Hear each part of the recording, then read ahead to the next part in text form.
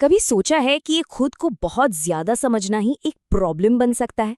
आज हम इसी कह सकते हैं उल्टे से लगने वाले विचार को समझने वाले हैं, जिसे कहते हैं द सेल्फ अवेयरनेस ट्रैप, यानी आत्म जागरूकता का जाल। चलिए देखते हैं कि ये आखिर है क्या।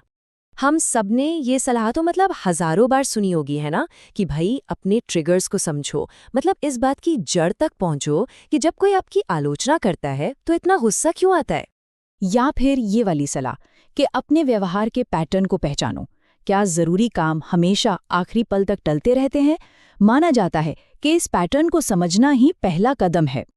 और सबसे बड़ी सलाह, आज को समझने के लिए अपने अतीत का विश्लेषण करो। ये सोच तो सेल्फ हेल्प की दुनिया में हर जगह है, पर क्या ये हमेशा काम करती है? लेकिन क्या होगा अगर सिर्फ जानना ही काफी ना हो? क्या हो अगर अपनी समस्याओं को पूरी तरह से समझ लेना ही हमें आगे बढ़ने से रोक रहा हो? और यहीं से ही हम पैरालिसिस ऑफ इनसाइट यानी अंतर्दृष्टि के पक्षाघात के कॉन्सेप्ट में एंटर करते हैं। ये वो सिचुएशन है जब किसी चीज की बहुत गहरी समझ हमें एक्शन लेने से ही रोक देती है और हम बस सोचते रह जाते हैं, कुछ कर नहीं पाते। और इस जाल के लक्षण बड़े जाने पहचाने से हैं। कोई इंसान ये तो बता सकता है कि वो काम क्यों टालता है, वो अपने अंदर अंतरंगता के डर की वजह भी समझा सकता है, यहाँ तक कि अपने परफेक्शनिज्म को बचपन से भी जोड़ सकता है। लेकिन इतना सब कुछ जानने के बावजूद असल व्यवहार में कोई बदलाव नहीं आता। तो सबसे जरूरी बात यह है, जानना करने का विकल्प बन जाता है। अपनी प्रॉब्लम को समझने का एहसास इतना संतोषजनक होता है ना, कि हमें लगता है जैसे हमने कुछ कर लिया है, जबकि हमने सिर्फ विश्लेषण किया है, कोई एक्शन नहीं लिया। और जानते हैं, इस ज्यादा विश्लेषण का एक और असर होता है। हम लगातार अपने लहजे पर, अपनी प्रतिक्रियाओं पर, अपने इरादों पर नजर रखने लगते हैं। हम इतने ज्यादा सेल्फ कॉन्शियस हो जाते हैं कि हमारी सहजता, मतलब वो जो स्पॉन्टेनिटी होती है, वो कहीं खो जाती है। तो सवाल ये है कि ऐसा होता क्यों है? जवाब हमारे दिमाग के काम करने के तरीके में छिपा है। चलिए इनसाइट और एक्शन के बीच के फर्क को समझते हैं, जो हमारे दिमाग में दो अलग-अलग सिस्टम की तरह काम करते हैं।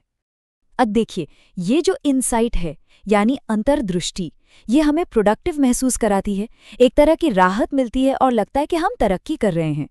दूसरी तरफ है एक्शन, जिसमें असहजता होती है, उसे बार बार दोहराना पड़ता है और उसमें रिस्क भी होता है।